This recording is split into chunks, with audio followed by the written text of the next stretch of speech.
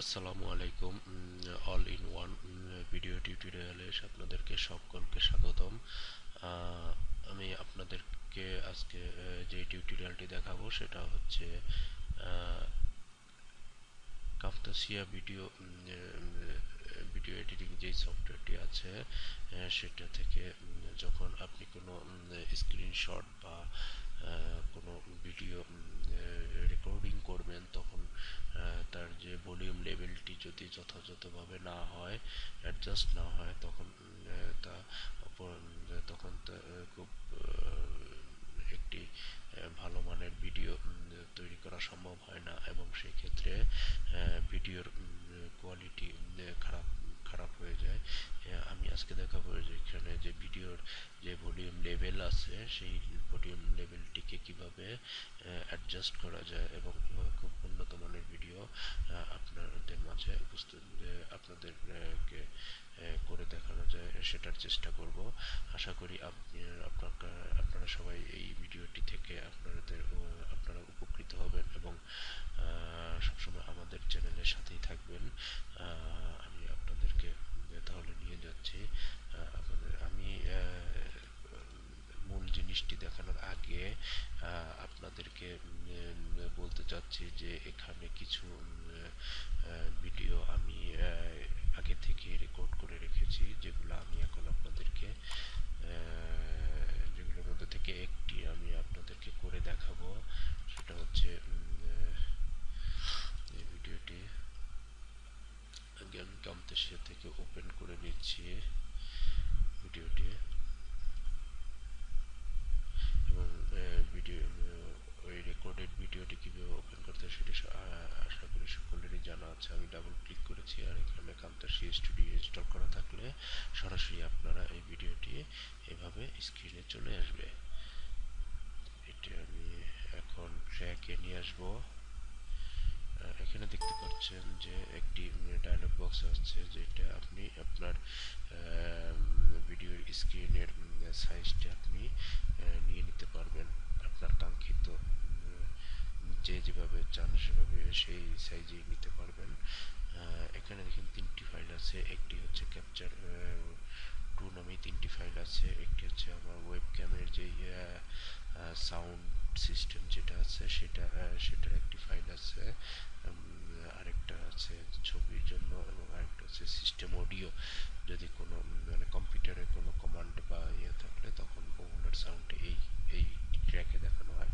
আমাদের মূলত টার্গেট হচ্ছে ট্র্যাক নাম্বার 3, যেখানে আমাদের এই যে ভলিউমের লেভেলটা আপনারা সহজেই দেখতে পাচ্ছেন না, যে এখানে ছোট লেভেলে আপনার অডিওগুলো রেকর্ড করা আছে, যেটি খুব একটা লাউড না, যার কারণে এটি শুনতেও তাদের কাছে খুব অসুবিধা হয়।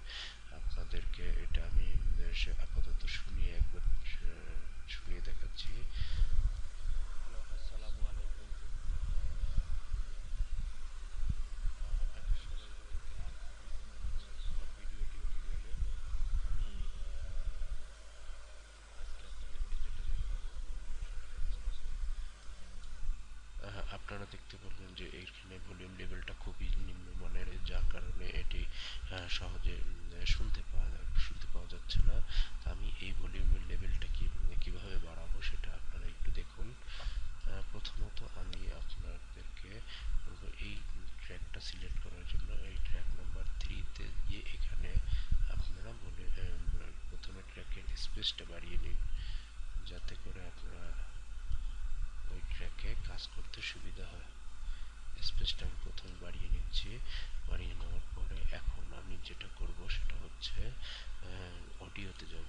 অডিওতে গেলে দেখেন আপনাদের বেশ কিছু অপশন শো করতেছে এখানে। এখানে ভলিউম আপ, ভলিউম ডাউন।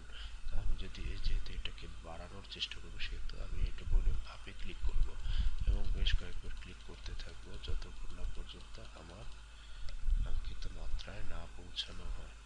আমি ট্র্যাকটাকে আরেকটু চড়া করে দিচ্ছি,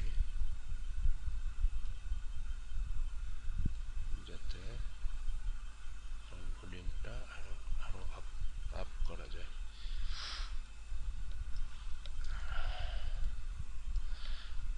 তো আপনারা দেখুন এখানে ভলিউম এখন আপ অবস্থা হয়েছে। এখন আমি আবার রেকর্ডটিকে শুনিয়ে দেখাই। হ্যালো, আসসালামু আলাইকুম। আহ, আমি আপনাকে সবাইকে আমন্ত্রণ জানাচ্ছি আমার তা আপনারা দেখতে পেরেছেন যে এর আগের যে সাউন্ড কোয়ালিটি এখনকার সাউন্ড কোয়ালিটির মধ্যে একটু তফাৎ রয়েছে, যেটি একটু লাউডনেসটা আমি বাড়াতে পেরেছি। এখন আমি দেখো যে ভলিউম আপ করার পরে কিছু জিনিস আছে যেগুলো যেমন ভলিউমে উঠানামা করে খুব বেশি ভলিউমের লেভেলটা চেঞ্জ হলে তখন শুনতে খারাপ লাগে শ্রোতাদের কাছে। সেই কারণে তখন আমি ভলিউমটা লেভেল করে দিব যতটুকু সম্ভব আমার পক্ষে।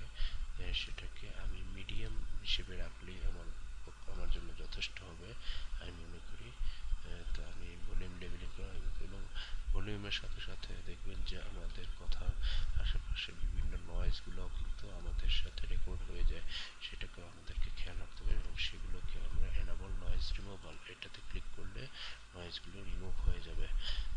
তো এখন আমি পুনরায় আবার ভিডিওটি সরানোর চেষ্টা করব। হ্যালো, আসসালামু আলাইকুম। আহ, আমি আপনাকে সবাইকে আমন্ত্রণ জানাচ্ছি আমার ভিডিওটি।